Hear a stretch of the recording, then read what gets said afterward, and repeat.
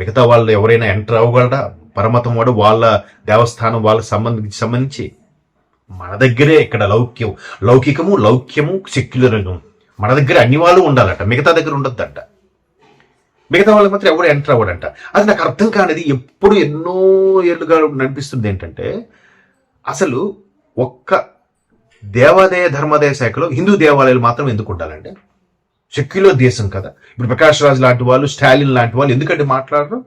Secular దేశంలో ఆ church ఉండాలి, ఈ మసీదు ఉండాలి, ఈ గురుద్వారా ఉండాలని కూడా పెట్టొచ్చు కదా. ఒక్క హిందూ దేవాలయాలే దేవాదాయ శాఖలో ఉంటాయట. వాటి వచ్చిన డబ్బులు మాత్రం అన్ని మతాల వారికి పంచుతారట, అన్ని ధర్మం వాళ్ళకి ఇస్తారట. అది పథకాలట. అవి తీసుకోవడం వాళ్ళకి సిగ్గు ఉండాలి, పంచిన వాళ్ళకైనా ఇది ఉండాలి. ఎట్లా మరి? సో ఇది మారదు. ఎందుకంటే దౌర్భాగ్యం ఏంటంటే, మన దేశంలో మైనారిటీలుగా హిందువులే ఉన్నారు, హిందువులే మైనారిటీలుగా బతుకుతున్నారు.